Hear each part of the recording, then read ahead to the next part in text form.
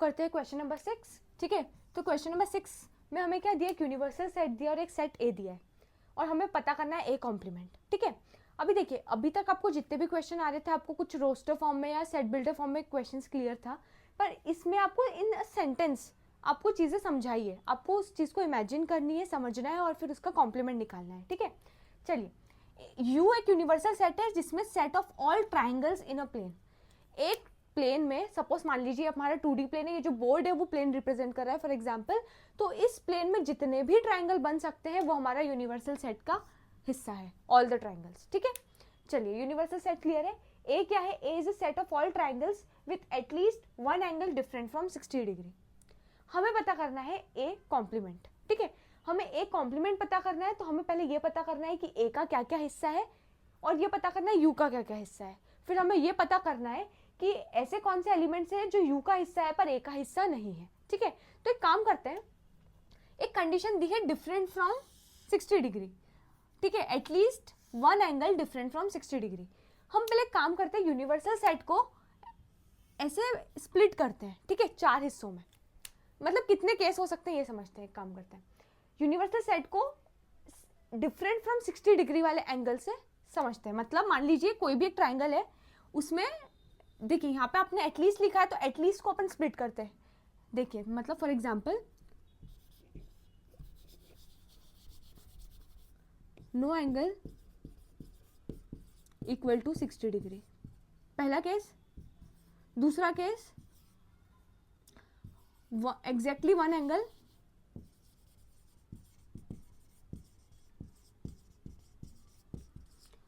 Different from 60 degree बोला है। ठीक है, exactly one angle different from 60 degree, exactly two angles different from 60 degree. ठीक है, फोर्थ केस, एक काम करते हैं इसको भी इसी तरीके से लिखते हैं,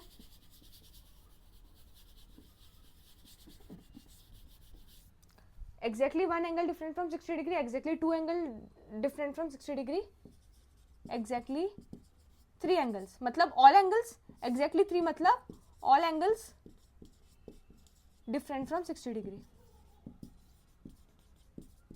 एक case, no angle different from 60 degree, इसको हम ये भी बोल सकते हैं all angles equal to 60 degree. देखो 4 ही केस हो सकता है, अगर हमें 60 डिग्री की कंडीशन दी है, डिफरेंट फ्रॉम 60 डिग्री की कंडीशन दी है, 4 केस हो सकते हैं। पहली बात तो ये है कि ट्राइंगल में कितने एंगल्स होंगे, 3 एंगल्स होंगे, 1 2 3, 3 एंगल्स है। एक ट्राइंगल में 3 एंगल्स है, हर ट्राइंगल में 3 एंगल्स है। ठीक है, अब हमें देखना है इन 3 एंगल्स में कितने केस हो सकते हैं डिफरेंट फ्रॉम 60 डिग्री के। ठीक है, तो पहला केस जिसमें एक भी एंगल नहीं हो डिफरेंट फ्रॉम 60 डिग्री, सिर्फ एक एंगल 60 डिग्री से डिफरेंट हो, 2 एंगल एग्जैक्टली 2 एंगल 60 डिग्री से डिफरेंट हो, एग्जैक्टली 3 एंगल 60 डिग्री से डिफरेंट हो। एग्जैक्टली 3 एंगल 60 डिग्री से डिफरेंट है, मतलब ऑल एंगल्स क्या है, डिफरेंट फ्रॉम 60 डिग्री, मतलब तीनों के तीनों एंगल 60 डिग्री के बराबर नहीं है। इसमें एक एंगल 60 डिग्री के बराबर है, 2 एंगल 60 डिग्री के बराबर नहीं है।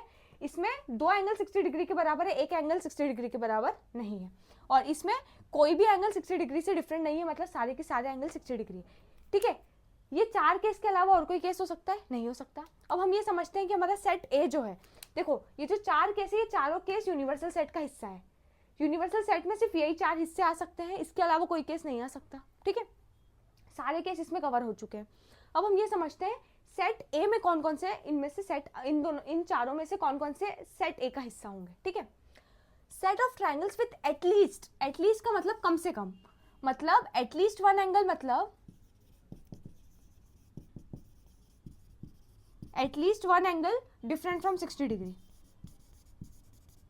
इसका मतलब one angle different from 60 degree at least, मतलब कम से कम एक तो होना चाहिए, 2 भी चलेगा और तीनों भी चलेगा, 3 से ज्यादा तो हो ही नहीं सकता क्योंकि एक ट्राइंगल में सिर्फ 3 ही एंगल्स होते हैं।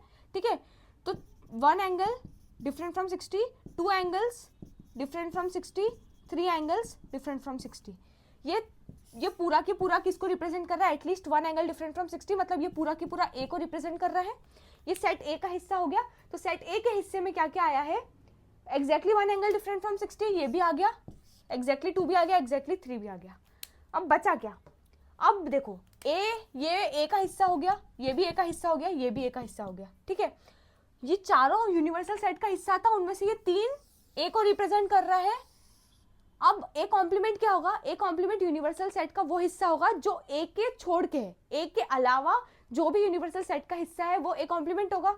तो ये 3 तो इसका हिस्सा हो गया, तो सिर्फ ये वाला पार्ट बचा, तो ये किसको रिप्रेजेंट करेगा? ये ए कॉम्प्लीमेंट को रिप्रेजेंट करेगा, ठीक है। तो ए कॉम्प्लीमेंट क्या हो जाएगा? जिसमें सारे के सारे एंगल इक्वल टू 60 डिग्री हो, या इसको हम ये भी बोल सकते हैं, इस ऐसे ट्रायंगल्स को क्या बोलेंगे? जिसके सारे एंगल 60 डिग्री के बराबर हो, वो होगा इक्विलैटरल ट्रायंगल, ठीक है।